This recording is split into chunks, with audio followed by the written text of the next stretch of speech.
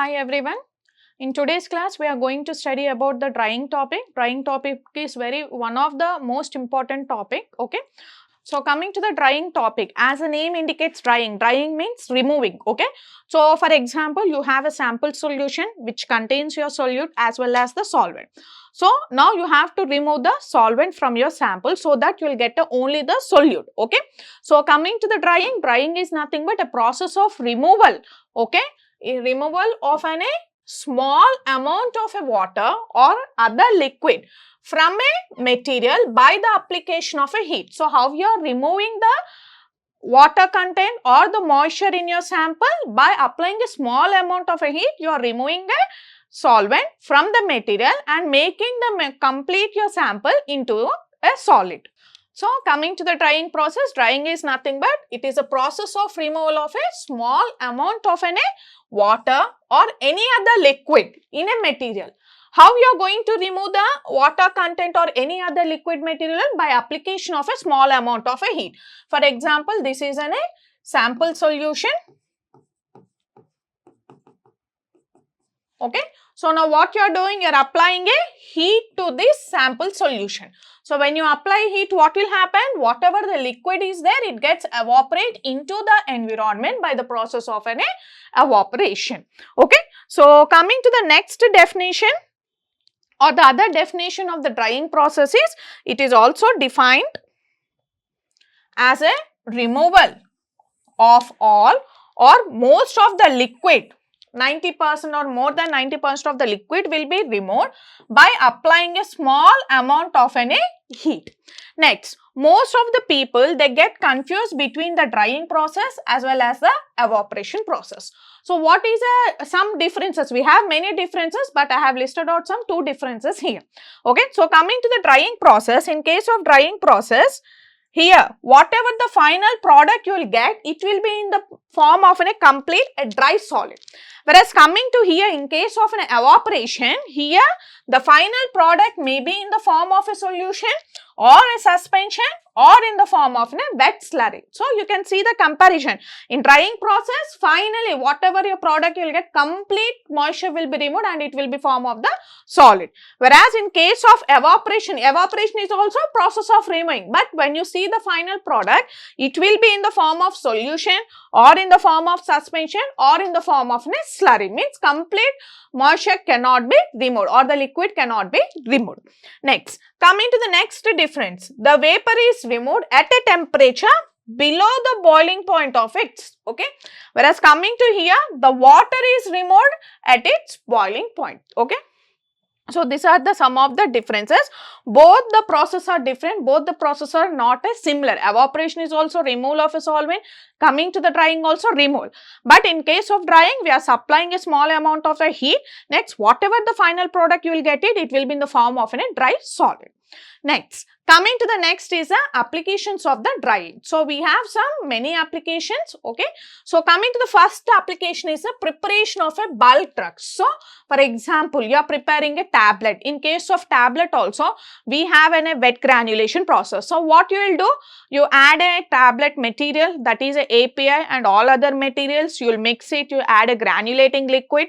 Next, you will subject to the sieving process. Next, you will subject to the drying process. Okay. After drying, again sieving, and you will punch into a tablet. Okay. So, almost if you see, the drying step will be the last step of the preparation of a bulk drug. So, it is very essential in the process of preparing a bulk drugs. Okay. So, when you completely remove the moisture from your bulk drug, then only the product can remain stable. So, one of the application is the drying process will be employed in the preparation of a bulk drug. So, example they have given here, dried aluminum hydroxide, spray dried lactose and powdered extracts. Next application is a preservation of a drug products. Okay. You have prepared your tablet or any product, it should have a shelf life of 2 years or more than that. Okay. So, now during this also the product should remain stable. Why the product will remain stable?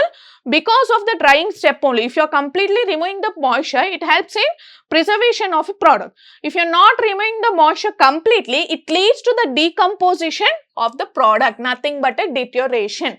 So, here they have given examples of the decomposition if you are not properly removing the moisture.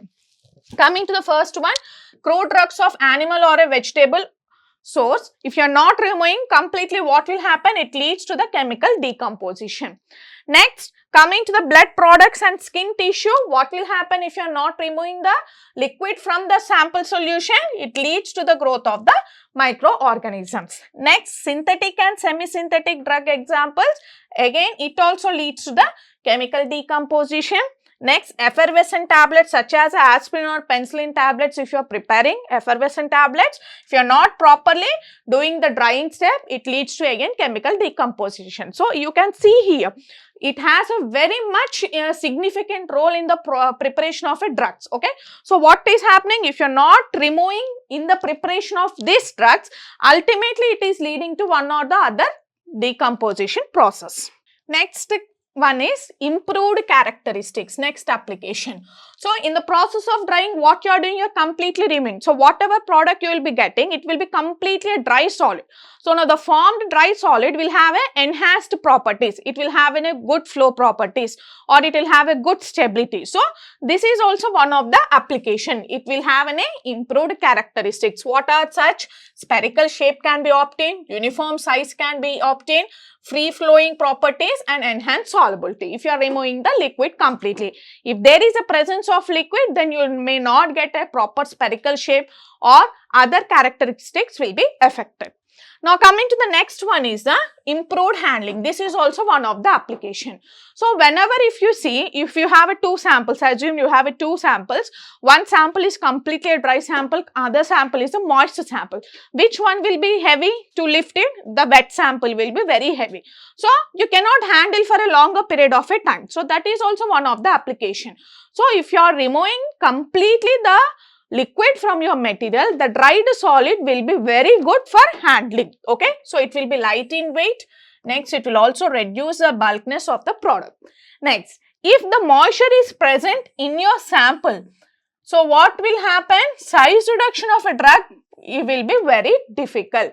If it is completely dry, then you can do the size reduction process. If it is somewhat wet, you cannot get a size reduction process conveniently. If you are not opting for the, or if you are not employing the size reduction process, then you cannot get a uniform size particles also. Okay, this is one of the important characteristics. So, these are some of the applications of drying process. We have many applications, but important applications I have listed out here. Next is a method of drying. So, coming to the drying process, what is the main step? You are getting a dried solid. By means of application of a heat, you are getting a dried solid. Okay. So, coming to the drying process will involve two. Either by means of a heat, which is known as a thermal drying, or you are not using a direct heat, then it is not known as a non-thermal drying. So, the method of process of a drying will have a two. One is a thermal drying, another one is a non-thermal drying. Coming to the thermal drying, you are employing a heat, okay, latent heat. Coming to the non-thermal drying, you may use a squeezing method, adsorption method or extraction method. Coming to the squeezing method, for example, you have a moist cloth or a sponge, whatever, it has been wetted with the water, there is a water on the floor. Okay. So, what you have done? You have either used the cloth, piece of cloth or a sponge. Now, what will happen? The sponge or a cloth will absorb. Now, you have to remove the water from that sponge or a cloth. What you will do? You will squeeze the material. So, when you squeeze the material, what will happen? The liquid will get reduced. Okay, ultimately or completely not, at least it will have a less liquid quantity. So, that is a squeezing method. Next one is a adsorption. So, for example, say on the floor or anything, some water has been spilled. Now, what you have to do is, now you are placing some piece of a paper or a cloth on the surface of the water. Now, when you put it, what will happen? That will be absorbed. Okay. In pharmaceutical process, we use some materials such as a silica gel. If you want to absorb any liquid, you add the silica gel material onto the liquid. So, it will completely absorb it, which is known as the adsorption process. Next, and everyone are aware of this extraction process. So, non-thermal method of drying process will be of three types: squeezing, adsorption and extraction.